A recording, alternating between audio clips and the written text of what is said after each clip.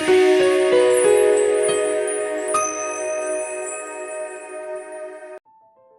श्रोते हो, TLC अहिल्यानगर प्रस्तुत अनुभव के बोल या सिरीजमध्ये आज आपण भेटणार आहोत पॉलिमिक ग्रुपचे पार्टनर आणि CEO श्री चिन्मय सुकटनकर सरांना.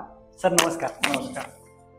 श्रोत्यांच्या माहितीसाठी पॉलिमिक ग्रुप आणि त्याच्या ॲक्टिव्हिटीबद्दल थोडीशी माहिती द्यावी. पॉलिमिक ग्रुप ह्या दोन कंपन्या आहेत, अमोद इंडस्ट्रीज आणि प्रथमेश इंडस्ट्रीज. अमोद इंडस्ट्रीजमध्ये आम्ही स्विचगिअरच्या प्रॉडक्ट असेंब्लीज करतो आणि प्रथमेशमध्ये आम्ही कॉम्पोनंट्स बनवतो. त्या कॉम्पोनंट्समध्ये thermoset plastic moulded components, sheet metal parts आणि मशीन टर्न पार्ट्स आहेत. त्याचबरोबर मोल्डिंग आणि प्रेस टूलला लागणारी सगळी जी काही टूलिंग आहे ती आम्ही इनहाऊस डिझाईन करून मॅन्युफॅक्चर करतो. तुम्ही सेकंड जनरेशन एंटरप्रेन्योर आहात, सो तुमच्या आत्तापर्यंतच्या एक जो बिझनेस फ्लो झाला आहे, बिझनेस ग्रोथ जशी झाली आहे त्याबद्दल थोडी माहिती ऐकायला नक्कीच आवडेल. मी सेकंड जनरेशन आहे तुम्ही म्हटल्याप्रमाणे, आणि मी बिझनेस साधारण 1997 मध्ये जॉईन केलं. ते केल्यानंतर त्यावेळेला आमचा साधारण 1.5 कोटीचा टर्नओव्हर होता आणि 2 युनिट्स होते. त्यानंतर आमची जशी ग्रोथ झाली ती साधारण इयर ऑन इयर 10 आणि 15च्या मध्ये असायची. 2016 साली मी TLC जॉईन केलं आणि त्यानंतर आम्ही ग्रोथ जी TLCचं अगदी म्हणणं असतं की कमीत कमी 30-40% ग्रोथ असायला पाहिजे, त्या अगेन्स्ट आम्ही साधारण 20% इयर ऑन इयर ग्रोथनी वाढत होतो. 2020 मध्ये आम्ही 80 कोटीला होतो आणि गेल्या वर्षी 2024-25ला आम्ही 203 कोटीला पोहोचलो. अरे वा, ग्रोथ बऱ्यापैकी इनॉर्मस आहे.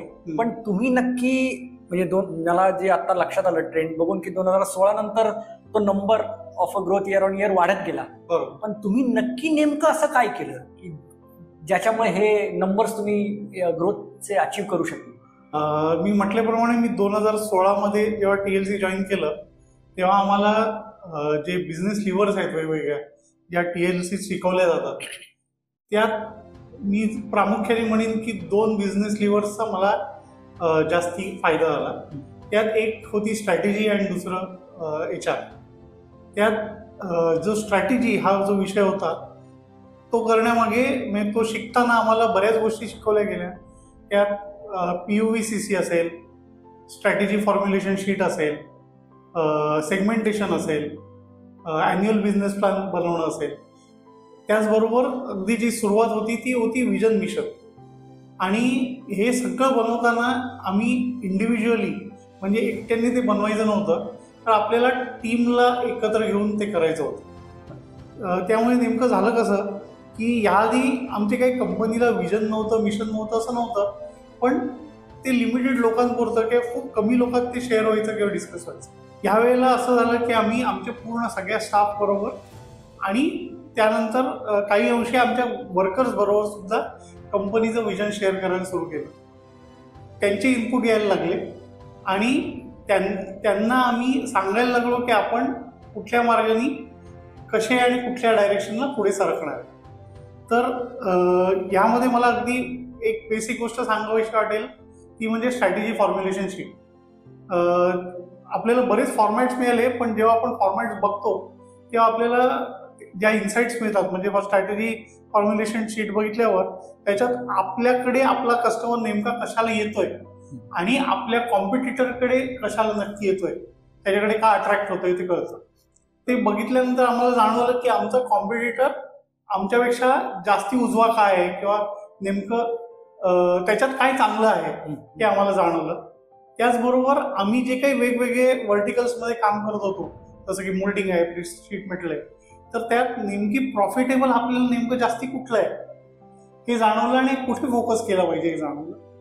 त्याचबरोबर जेव्हा आपण सेगमेंटेशनची शीट आहे किंवा प्रॉडक्ट मार्केट मॅट्रिक्स आहे, त्यात आमच्याकडे बरेच कस्टमर्स होते, पण ह्या वर्षी आपल्याला कुठला कस्टमर जास्ती बिझनेस ऑफर करणार आहे आणि कोणावर फोकस केलं पाहिजे हे नेमकं कसं ते ठरलं. त्याची मदत झाली. ह्या अशा वेगवेगळ्या गोष्टींमुळे स्ट्रॅटेजीचा उपयोग झाला. ओके. पण हे जेव्हा तुम्ही इम्प्लिमेंट करत होता, म्हणजे एक विचार करून आपण ती गोष्ट सुरुवात करतो आणि जेव्हा ऍक्च्युली इम्प्लिमेंटेशन करायला लागतो त्यावेळेस कदाचित काही वेळेस अनपेक्षित गोष्टी होतात, डायरेक्शन बदलायला लागते. तर अशा पद्धतीचा काही अनुभव तुम्हाला आला का? मी इकडे सांगेन की आम्ही सगळ्या MNC कंपनींबरोबर काम करतो आणि गेल्या 8-10 वर्षातला हा ट्रेंड जास्ती वाढलाय की कंपन्या स्मॉल स्केल करून डिस्काउंट्स एक्सपेक्ट करतायत. इयर ऑन इयर, जसं आपण इयर ऑन इयर ग्रोथ म्हणतो तसे ते इयर ऑन इयर डिस्काउंट सुद्धा एक्सपेक्ट करतात. ते जेव्हा हे year on year discount expect करतात तेव्हा आपल्याला आपल्या जे काही प्रॉफिट्स आहेत त्याच्यावर प्रेशर येतं आणि मार्जिन्स कमी होऊ लागतात. तर ह्या कमी झालेल्या मार्जिन्समुळे आपल्या टीम सजग असणं आणि त्यांनी जे काही आपल्या कंपनीत वेगवेगळ्या पद्धतीचे लॉसेस होत आहेत ते आयडेंटिफाय करणं आणि त्याच्यावर काम करणं गरजेचं आहे. तर ते करताना आम्हाला HR मध्ये आपण जे KRA KPI शिकलो त्या KRA KPI ची खूप मदत झाली. त्यात असं झालं की आम्हाला जे काही डिसिजन्स घ्यायचे होते आणि ते डिसिजन घेऊन त्याच्यावर ऍक्शन्स ठरवायच्या होत्या त्या आम्ही आपल्याला जे घोषित कांद्री आहे त्या फॉर्मॅटमध्ये आम्ही प्रत्येकाचे रोल्स रिस्पॉन्सिबिलिटीज ठरवून घेतले. त्या रोल्स रिस्पॉन्सिबिलिटीज सकट त्यांचे KRA KPI ठरल्या आणि त्याच्यावर ते वर्षभर काम करायला लागले. तर त्या KRA KPI मध्ये एक पॉइंट आम्ही हा घेतला की we want to improve our bottom line. Okay. तर ते असा एक गोल घेतल्यावर ऑटोमॅटिकली सगळ्या डिपार्टमेंट्स त्याला अलाइन झाल्या. म्हणजे जरी आपण एक गोल घेतलेला असेल तरी त्याला पूर्ण टीम, म्हणजे ती टीमची साईज जरी किती मोठी असली लहान असली तर ती पूर्ण टीम अलाइन होते आणि त्याप्रमाणे ती टीम त्याच्यावर काम करते, त्याची मदत होते. ओके. पण प्रॉडक्ट मॅट्रिक्स मिक्स हा जो मगाशी तुम्ही मुद्दा मांडला त्या स्पेसिफिक तुम्हाला काही गोष्टी करायला लागल्या? प्रॉडक्ट मॅट्रिक्स मिक्स मध्ये कसं झालं की आम्ही आधी लहान कॉम्पोनंट करत होतो, त्याची तिकीट साईज खूप लहान होती. आम्हाला हे जाणवलं की आपलं जसं मार्जिन कमी झालंय आणि आपण आता नवीन कस्टमर सुद्धा ऍड करायचं म्हणतोय, तर तेव्हा आपण असे कस्टमर्सकडे अप्रोच केलं पाहिजे जिकडे मोठे प्रॉडक्ट्स असतील किंवा त्यांच्याकडे जे कॉम्पोनंट्स असतील त्याची व्हॅल्यू खूप जास्ती असते. कारण ते प्रॉडक्ट व्हॅल्यू नुसती वाढत नाहीये, त्याच्यावर आपलं मार्जिन सुद्धा वाढतंय.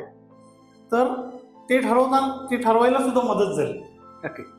आणि आता तुमची एकंदरीत कंपनी साईज बघता किंवा तिथली वर्कफोर्स बघता, एवढी वर्कफोर्स एकत्रित एका ठिकाणी एका डायरेक्शनला अलाइन करून ती बोट सेल करणे इज अ टास्क. तर त्यासाठी नक्की तुम्ही काय ऍक्टिव्हिटी TLCतनं शिकला आणि ज्या तुम्ही इथे करू शकला? मी जेव्हा TLC जॉईन केलेलं ना तेव्हा मी बागवे सरांचं एक भाषण ऐकलेलं जे त्यांनी त्यांच्या वर्कफोर्सला दिलेलं त्यांच्या ॲन्युअल जनरल बॉडी मीटिंगमध्ये, ॲन्युअल मीटिंग. तेव्हा मला जाणवलेलं की आपल्याकडे अशी काही ॲक्टिव्हिटी होत नाही जिकडे सगळी माणसं एकत्र येतात, त्यांना एक कॉमन ॲड्रेस होतो जिकडे ते कॉमन ॲड्रेसमध्ये सगळ्या गोष्टी सांगितल्या जातात की आपण वर्षभर ह्या वर्षात नेमकं काय करणार आहे, आपली ग्रोथ कशी होणार आहे, आपण सगळे मिळून नेमकं काय करूया, हे सगळं सांगितलं जातं. तर त्या वर्षापासून आमच्याकडे सुद्धा आता ऑलमोस्ट गेली 5-6 वर्ष आम्ही ॲन्युअल गॅदरिंग करतोय. त्या ॲन्युअल गॅदरिंगमध्ये आम्ही दोन्ही साध्य करण्याचा प्रयत्न करतोय. त्या ॲन्युअल गॅदरिंगमध्ये बॉन्डिंग वाढवण्यासाठी किंवा लोकांचं एनर्जी लेवल्स हाय होण्यासाठी किंवा मोटिवेट होण्यासाठी आम्ही आधी गेम्स सुद्धा घेतो. मग त्याच्यात क्रिकेटच्या टुर्नामेंट्स असतील, वेगवेगळ्या प्रकारचे गेम्स असतील जिकडे बायका आणि पुरुष, आमच्याकडे जवळजवळ 40% बायकांचं पॉप्युलेशन सुद्धा आहे.